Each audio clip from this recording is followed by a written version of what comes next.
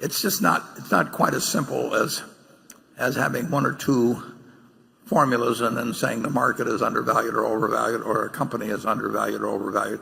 Are market cap to GDP and cyclically adjusted PE still valid ways to consider market valuation, and how do those influence Berkshire's investment decisions? Thank you.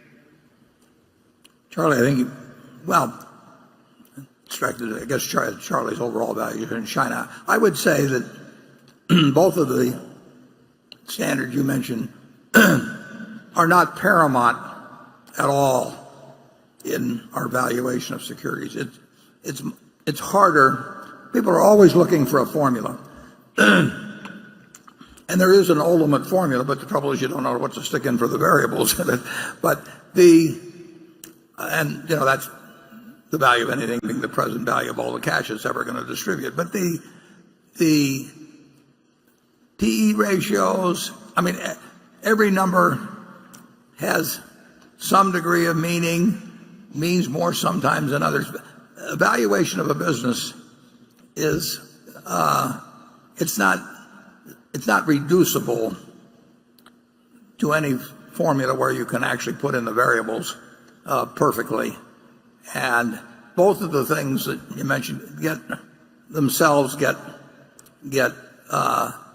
bandied around a lot.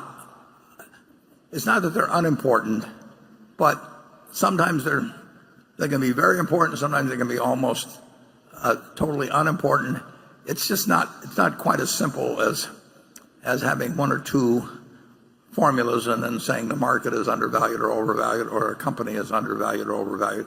The most important thing is future interest rates, and people frequently plug in the current interest rate, saying that's the best they can do. After all, it does reflect a market's judgment, and the 30-year bond should tell you what people who are willing to put out money for 30 years and have no risk of dollar gain or dollar loss at the end of the 30-year period. What better figure can you come up with? I'm not sure I can come up with a better figure, but that doesn't mean I want to use the current figure either. So I would say that I think Charlie's answer will be that he does not come up with China versus the U.S. market based on what you've mentioned as yardsticks. But now, Charlie, you tell him. All I meant was that I said before that the first rule of fishing is to fish where the fish are, is that a good fisherman can find more fish in China if fish is the stock market. That's all I meant. Yeah. I'm going to go back to a happier hunting ground. This doesn't really directly relate. I want to go back to one question that was mentioned earlier. I really think if you want to be a good evaluator of businesses, an investor,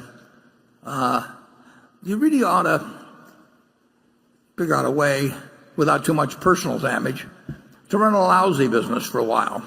I think you learn a whole lot more about business by actually struggling with a terrible business for a couple of years than you learn by getting into a very good one where the business itself is so good that you can't mess it up. I don't know whether Charlie has a view on that or not, but it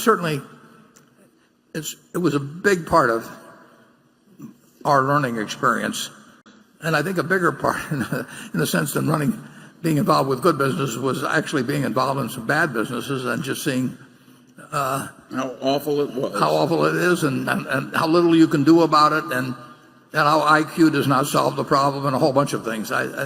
It's a useful experience, but I wouldn't advise too much of it. What do you think so, Charlie? Here, yeah. It was very useful to us.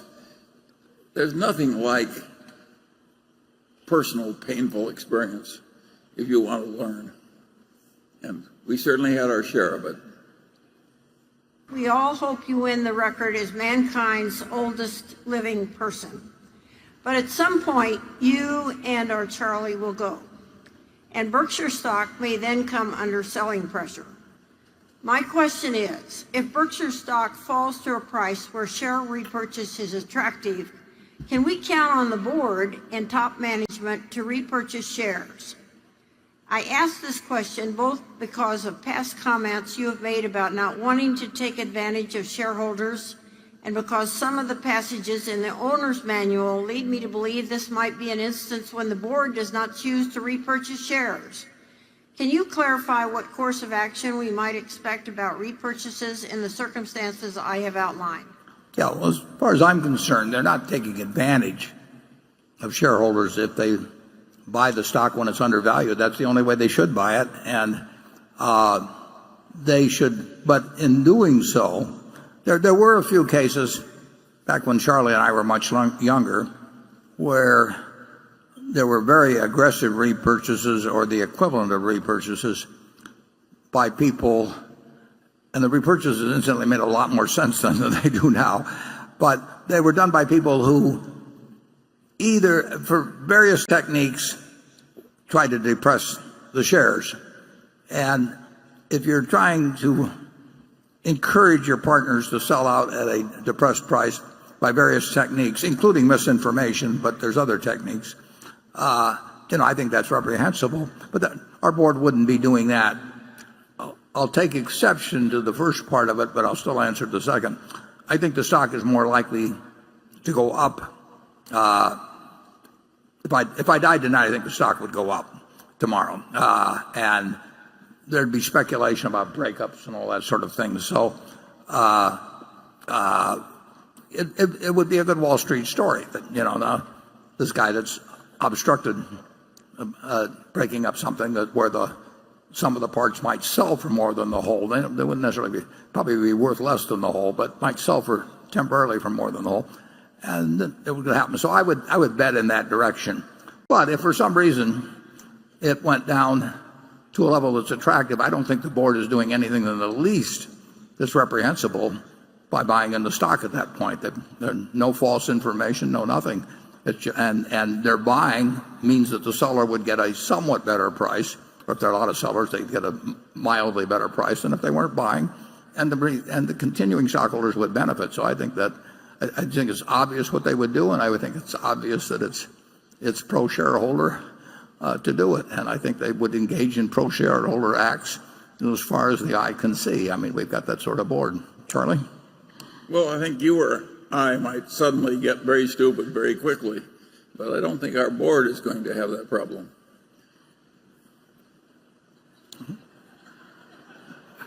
Well, I want to think about that one.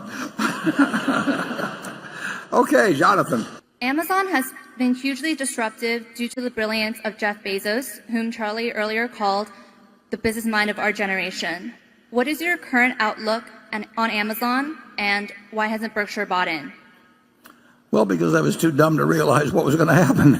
Even though I admired Jeff, I've admired him for a long, long time and watched what he was doing, but I did not think that he could succeed on the scale he has, and I certainly didn't even think about the possibility of doing anything with Amazon Web Services or the cloud. So if you'd asked me the chances that while he was building up the retail operation, that he would also be doing something that was disrupting the tech industry, that would have been a very, very long shot for me. And I've